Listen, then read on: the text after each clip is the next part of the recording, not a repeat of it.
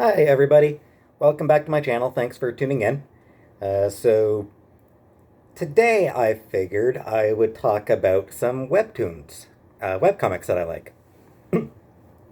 I get asked a lot, or I get asked a bit, uh, sort of how to get into comics and things like that.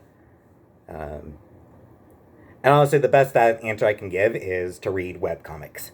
Uh, in particular, go to the website Webtoons and look for kind of story you like there. They've got all sorts of stories. You'll find something that you like. But here's a few webcomics that I really enjoy and recommend that I think are pretty easy to get into.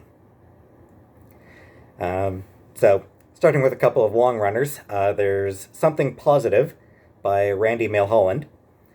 It is a semi autobiographical slice of life comic. He bases a lot of it on stuff in his personal life, but it's fictionalized versions of it. So, many of the characters are based on his friends, and some of the storylines are based on things he's been involved in, but like I said, it's all fictionalized. Though he does pretty regularly post comics about things that are going on in his real life as well. I will say the comic is very cynical. It's a very dark comedy, super cynical comedy. Just to give you an indication of what kind of on what you can expect. The very first strip has the main character mentioning that his ex girlfriend is pregnant and that he sent her a baby shower gift, and that gift was a coat hanger. Yeah, that is the kind of humor. It does get, it does have some more wholesome comedy as well, and it's gotten less edgy as Milholland's gotten older, which is to be expected. He's grown up as a person and as a writer, so it's he's gotten a lot better about that, and he's gotten a little less cynical as it's gone on as well. Um, Also, there was a storyline where Will Wheaton lost an arm to a bunch of prepubescent cat girls at a convention. So there's that. That's probably the weirdest. Like that was easily the weirdest arc of Something Positive. That was Milholland going way outside of his normal uh, normal style and doing something utterly bizarre. Most of his stuff is much more grounded than that, much more realistic. Uh, Another one that's been running for a long, long ass time, Devil's Panties by Jenny Breden. That one is straight up autobiographical, slice of life, gag a day comic. Just Breden basically making jokes about things in her life. Um, you know, jokes about going to conventions, jokes about going to bars with friends, jokes about going home to family, about her marriage, about her kid, or about being a parent. Um, it's a pretty cute. It's a fun comic. It's a cute comic. It's very sweet and just a really nice comic. One that was that was quite a while ago, but is now actually concluded, and Iron Circus publisher Comics actually put out a uh, complete collection of that book. Um, don't think, though, I'm pretty sure they said that it won't be getting any second printing or anything like that. So, but anyway, yeah, Girls with Slingshots by Danielle Corsetta. Again, it's another slice of life one. It's just about a woman by the name of Hazel and sort of the shit she goes through. Her best friend Jamie. Their friendship is very much the core of the comic, but obviously there's a lot of other cast members as well, and explores the various relationships between everyone.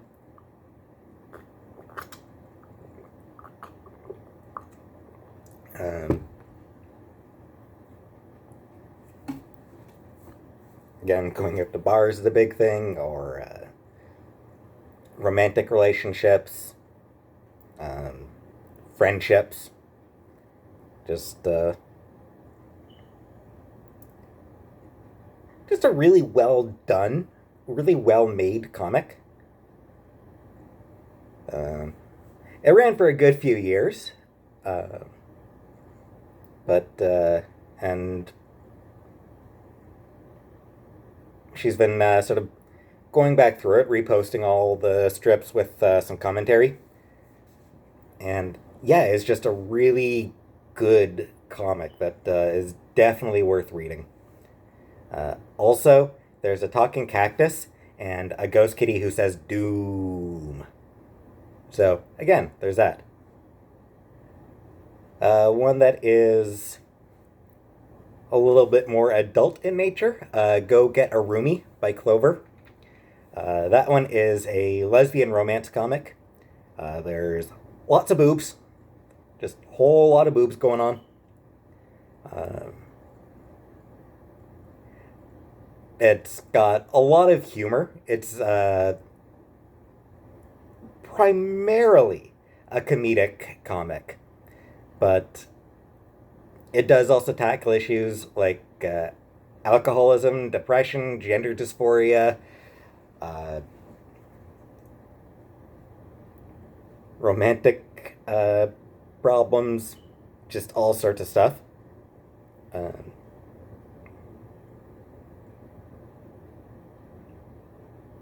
Clover, I think, sort of over the course of the comic, may have, I believe, is during while the comic's going on, that they transitioned from she, her pronouns to they, them pronouns. So, the gender dysphoria stuff was sort of part of their journey as well, that they explored on the page. That comic is also concluded, and again, they've actually been rerunning it with commentary. Agents of the Realm by Mildred Lewis. That one is a college magical girls comic with a diverse cast. There's 2 volumes that are currently available for purchase. It's been on hiatus for a long time. I'm hopeful that that Lewis will get back to it, because it's a great comic. Like I said, very diverse cast, both in terms of race, in terms of sexuality, and in terms of personality types. The plot is really intriguing, dealing with multiple dimension stuff and fighting monsters and being badasses. And it's just such a great comic, and I'm really hopeful for the day that she resumes it.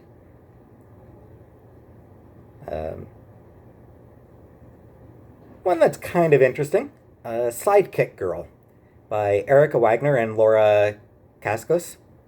That one is a superhero slice of life about a woman with a healing factor and a baseball bat. Yeah, basically it's she's the sidekick to a professional hero who's actually, for a long, long, long time in the series, was not actually particularly effective as a superhero. Sidekick Girl was way better at stopping villains, and her costume consisted generally of jeans and a tank top, and, baseball bat, which I think she might have named Mr. Bat, if I'm remembering correctly. But, yeah, it's an interesting one.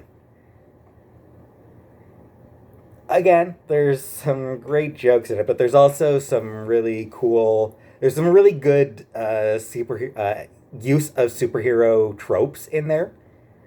For example, main character Superhero Girl, she gets involved with a minion, a guy who works for supervillains, and she knows that he's a minion. She knows he works for villains, but they still date, and they somehow, and they do try to make it work. It's not always easy, but they try to make it work. There's some alternate dimension stuff at one point. There's friendships with other heroes and other sidekicks. Yeah, friendships with other sidekicks, I think. Or are they heroes? I don't know. There's sort of superhero bureaucracy in place, which is why she's a sidekick to a fairly ineffective superhero, is because she was assigned to that role by the department in charge of superheroes. So yeah, it's a really good superhero comic. Another absolute classic comic, one that I'm sure a lot of the webcomic readers watching have already read, Gunner Craig Court by Tom Siddell. It's a British comic about a fantasy boarding school that is about the end of the parallels with Harry Potter, before anyone tries to make the comparison. There's occasional terrible jokes, but also a lot of intense drama. There's a lot of weirdness, is sort of the way I'd put it. Things get bizarre. So there's occasionally there's little bits of super science. There's some magic. Coyote, the mythical trickster deity, is a huge part of the story. And he's a lot of fun anytime he shows up. He's just delightful. He's so... The strips always get really... really strange when he shows up, and it's really fun. Things get, panels tend to get more abstract and flowy, for lack of a better term, and yeah, it's been going on for a long, long time. Obviously, there's a lot of volumes that have already been published in print, but yeah, it is really, really clever and really compelling. And the terrible jokes are some of the best. One that's become absolutely huge lately, the point of being featured on a billboard in New York Square, or no, New York's Times Square. Sorry, Times Square. Been featured on a billboard in Times Square, advertisement there. Lore Olympus by Rachel Smythe. First volume is now in print, and it is a comic about Hades and Persephone, about their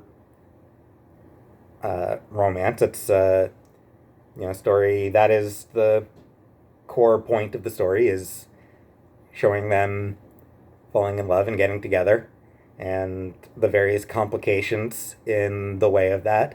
One thing that's really interesting is that the gods live in what is very much a modern society.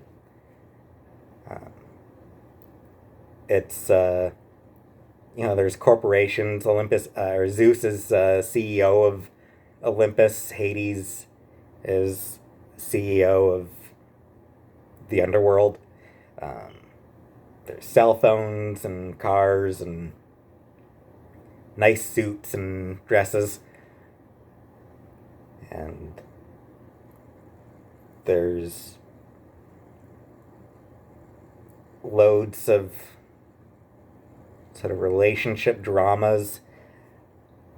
One thing I will mention, just as a content warning for that one, and it has content, and the series has content warnings of its own for when this stuff happens, but content warning, there is, it does also deal with sexual abuse and rape. So just, be aware of that, but it handles it in a really, really smart way. It's very heavy, super heavy when it gets to that, but it's not something that sort of gets brushed off. It has a huge influence on the character and the storylines and all that stuff. So it's really, really good. There is The Weight of Our Sky, based on a story by Hannah Alkaf, art drawn by Nasrina A.N. That one is about a girl with OCD trying to find her mother during the 1969 race riots in Kuala Lumpur, Malaysia. So, again, content warning. Just content warning. It is very serious, very heavy. The OCD is handled in a really, really creepy manner. Like, it makes clear that OCD is not just something that's simple, that it's not what most people are talking about when they describe themselves as OCD. That OCD is genuinely unnerving, a genuine emotional problem that just runs your life. So its handling of OCD is just phenomenal. But then also it is about race riots. So yeah, a lot of violence, a lot of killing, a lot of racist, language, and Yeah, it's a really dark comic.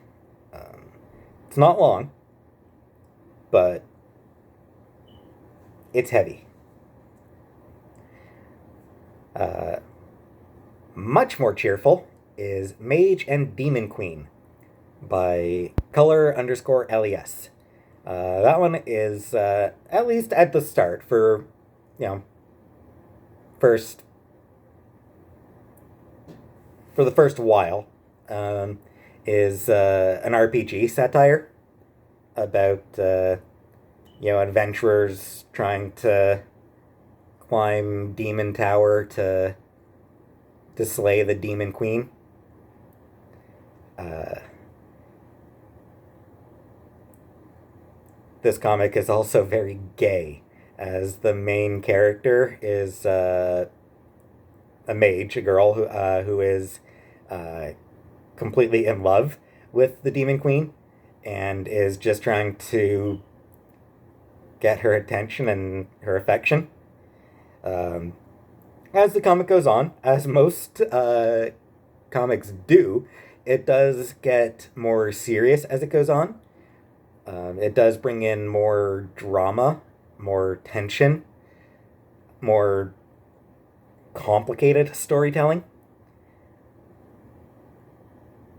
but keeping that love story at its heart. And yeah, so good. It's definitely one of the better ones out there. Definitely worth reading that one. Uh, there's Odd Girl Out by Morangi, which is, I believe, Korean. It's a high school dramedy about a girl who's,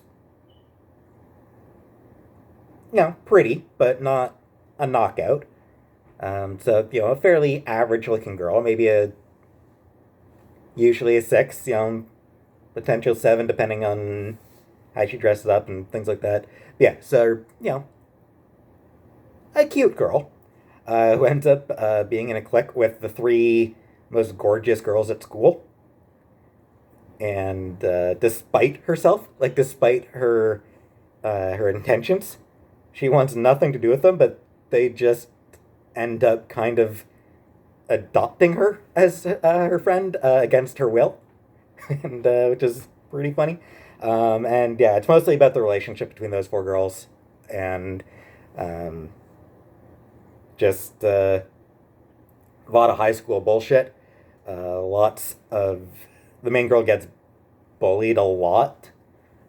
She's a victim of pretty routine bullying in multiple different storylines.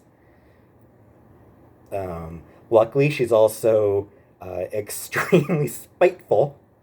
Uh, so, mm, so she has a couple of breakdowns here and there, but she's also really good at fighting back, especially with the other 3 having her back. Uh, and then, yeah, there's also, some romantic plots and things like that. But ultimately, yeah, those 4 girls and their friendship, it's really sweet and really good. They do end up adopting a guy into their friendship later on, uh, basically because he's assigned to sit next to her, and he just ends up without any of them really meaning it. He just ends up as part of their friend group, just I guess because he's just always sitting at the desk listening as they talk. But anyway, yeah, so it's a fun comic. Uh, Champs by Avim Harzad. That one is a lesbian MMA comic. I don't think I need to describe more than that, right? Yeah, it's a really good one. Slow burn, um, and really gay, and handles the MMA aspects really well as well. There's some great fighting stuff in there. High Class Homos by Momozeri.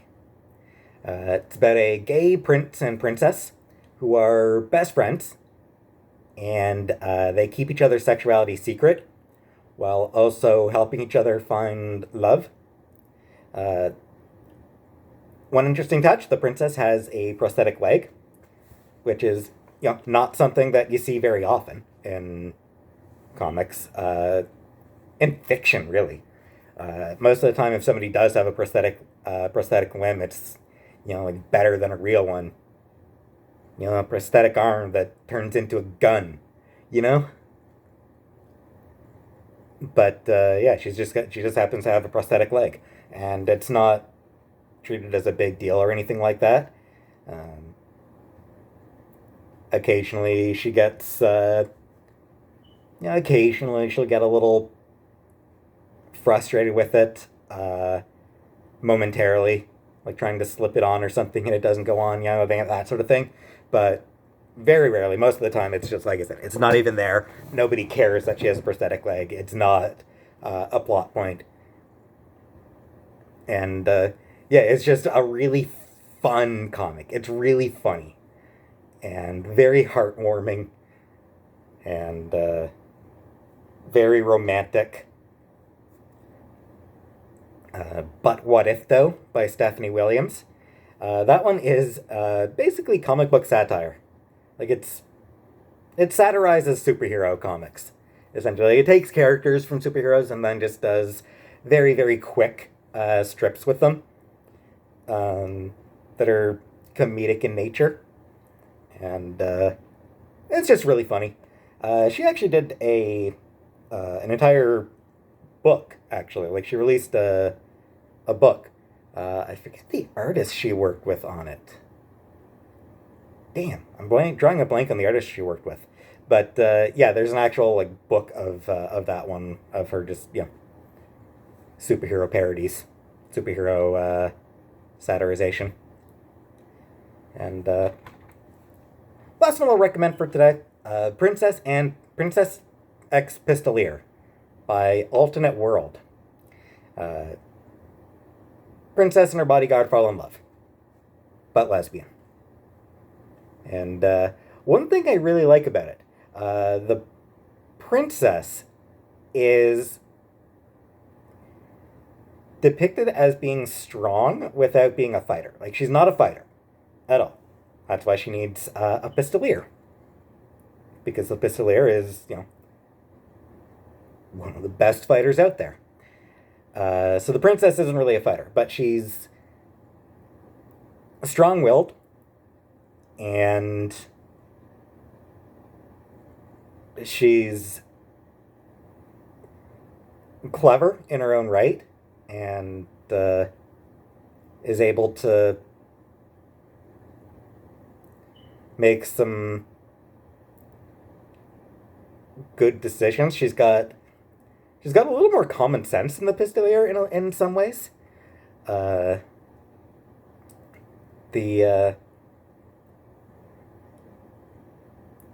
less in others, but yeah, I mean it's so she's just really cool. I really like the princess. I really like how she's written.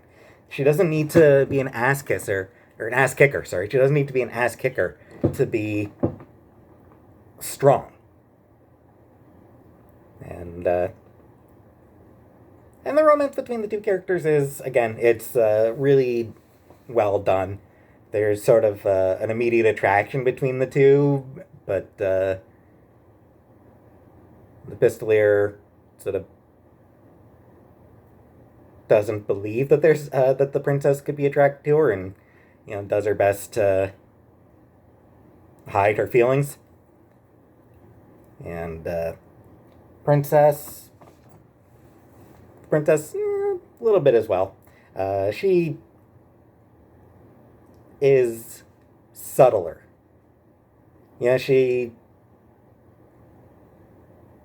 She tries to leave occasional subtle hints about her attraction to the Pistolier.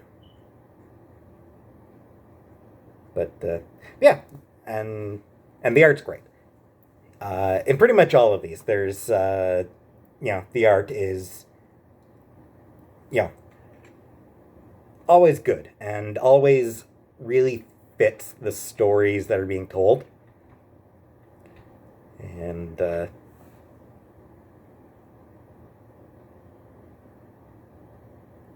yeah. All right, so yeah, those are just some of the webcomics that I enjoy. And if you are looking to get into comics, uh, you might enjoy some of them too.